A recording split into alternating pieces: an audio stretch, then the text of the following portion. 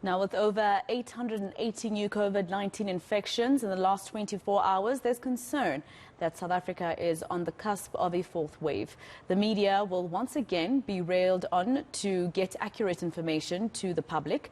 Research has shown that media reporting can influence public attitudes and help citizens protect themselves against the virus. But a study found that front-page reports have been mostly alarming, sensationalist and negative. To speak to us about the continued importance of the media, I'm joined by South African National Editors Forum Executive Director Reggy Moalusi. Thank you very much, Ntate Moalusi, for your time. Your reaction as Sanef, hearing that there's this report that suggests that especially print media use sensationalist words, in terms of all their COVID-19 coverage.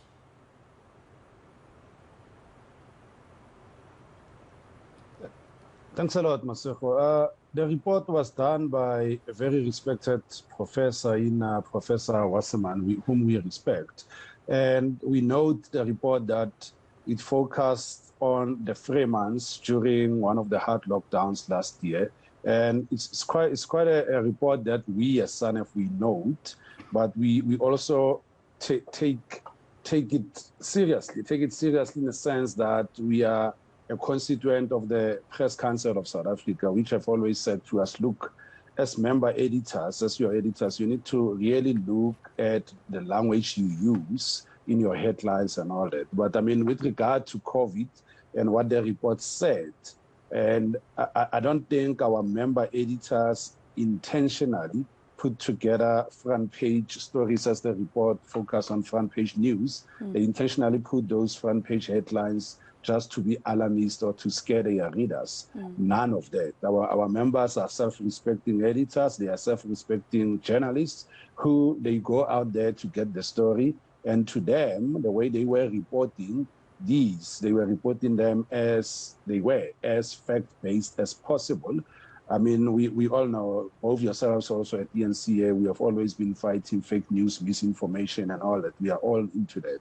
But this particular study, for the 3 months that it focused on, it never spoke of fake news. It never spoke of facts being wrong or wrong facts being published. But when it comes to COVID-19, I'm sure you would agree that the media fraternity, not only in South Africa, but across the continent, they've done incredibly well in informing people of the real facts when it came to COVID.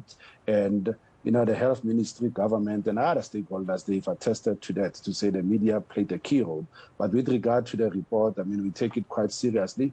And I think we'd like to reach out to Professor Wasserman to say, look, can we take this and then we try to sort of, look at a much more longer project rather than the 3 months that we focused on. I think it could teach us a thing or two to say, sometimes, you put together a headline, but you put together a headline saying it needs to represent what the story says. But we are not putting together a headline to say, I want to be alarmist. Now, Mr. Moalusi, there's also, some people who say that newspapers, always fall prey to the fact that because the industry has not been doing so well since the introduction of online news services, etc., they do put up sensationalist and alarming headlines in order to sell papers. What's your reaction to that? I think any self-respecting newspaper, Maseko, in South Africa at the moment belongs to the Press Council of South Africa. And when we belong to the Press Council of South Africa, it means we need to abide by the press code. And the press, I mean, Sanef held its council meeting yesterday.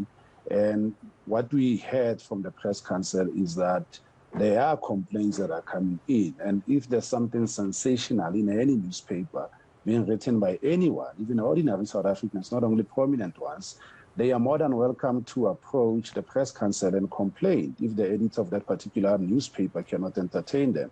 But I think that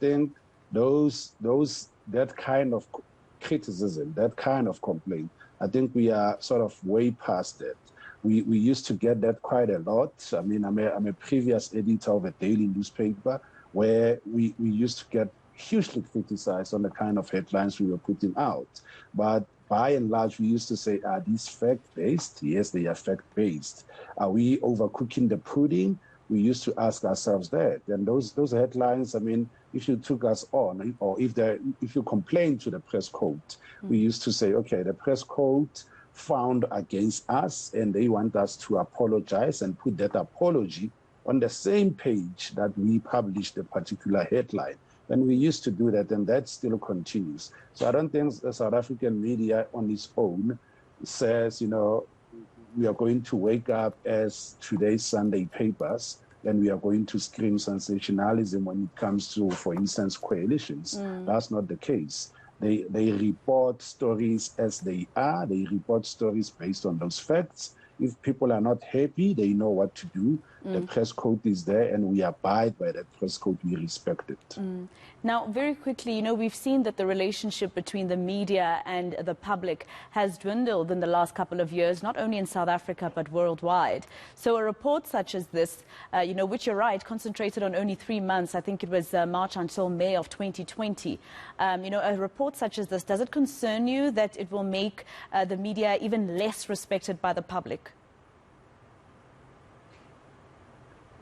Not quite. I think the media fraternity, I mean, you look at South Africa, we have acknowledged that largely the public has lost trust in us as the media. But that acknowledgement is not just an acknowledgement and we leave it at that. We had a very thorough ethics inquiry led by retired Judge Katie Satchwell.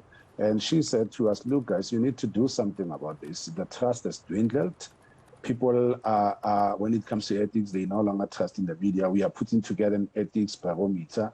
We are putting together, you know, that barometer and working on the trust to say the public need to know that we as the media, we are not part of some political faction, for instance. The public need to know that we as the media, we report what we see out there, and we report so fairly, and we give each and every person an equal ear to say, here's space, and we're going to listen to you. So that trust element, Maseko, I'm not saying to you or your viewers that we are going to achieve it by end of December. It's work in progress, but we are hugely interested in regaining that trust back.